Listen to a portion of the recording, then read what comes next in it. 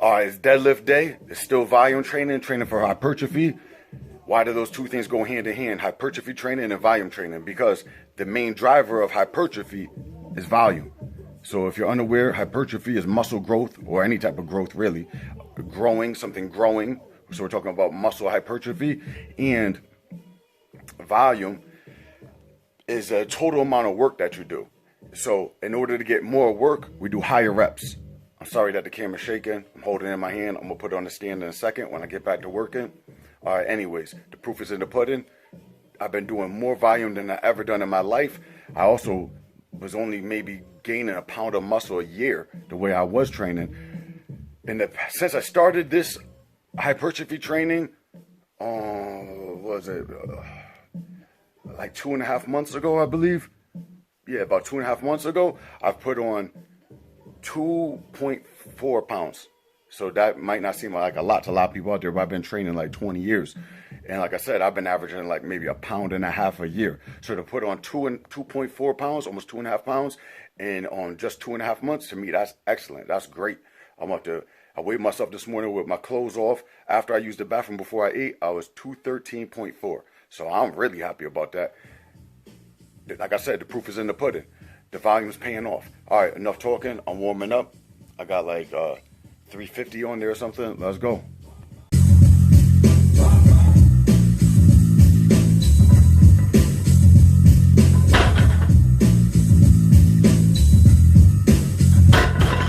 All right, so I'm done warming up.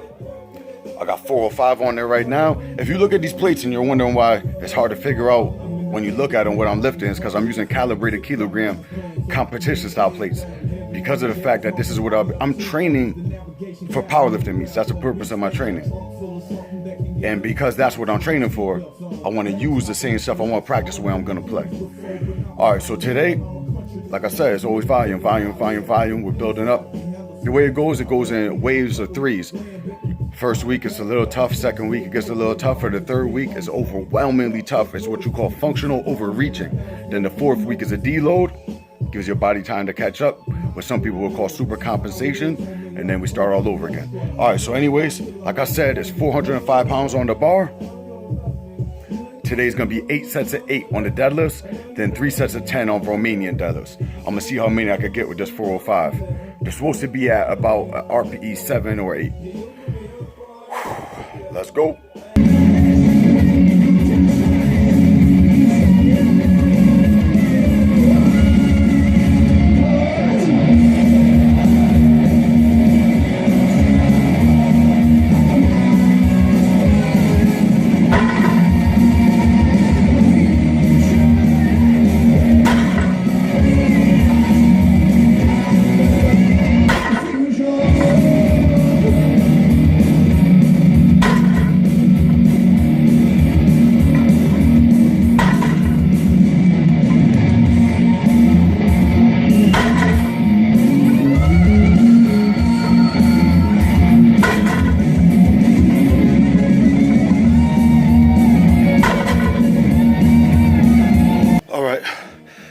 Only 7 more sets to go. Yeah, it's gonna be tough. Like I said though, I'm planning on sticking with 405 for the whole time. I'm not doing 64 reps with 405, but see how many I could get. That was tough though. Cardiovascularly tough. That was tough to say. All right, building muscle is definitely not easy. I think building strength is easier than building muscle. Because muscle, you need to pile volume on top of volume, top of volume. All right, let's go. Let them know who can't come to the hood. We got to squeeze with rocks and G's and that there like how on me. Give me that little man, I'm about to pocket it right. I'll make this look good. You wasn't rocking it right. Yo, you fly? Yo, you want? You want it? You want? You sell? You want to walk? You want to? Well, where at? You selling O's? You getting dope? He a fan? It's alright. You wanna fight? And no, you don't type the cat when the Mario level. Go to the end of earth, like Mario brother. Bet the carry the rubber. Man, you done this street. Me, I'm the V, something to see. And man, you nothing to me. Not my man, not my style, not my fam, not my pal, not my clique, not my type. Hell no, we not alive. You sit in the cell, get touched, snitch, and you yell. Turn through, kiss and you tell. Sit, homie, walk with a switch, homie. Why you switch, homie? Talk out, bitch, homie. No, I get cats. Get cats, big triggers. Me and sick figures, about to be some real figures. Big cats, talk slick cat, me something. Oh man, it's feeling like cardio. That one was tough.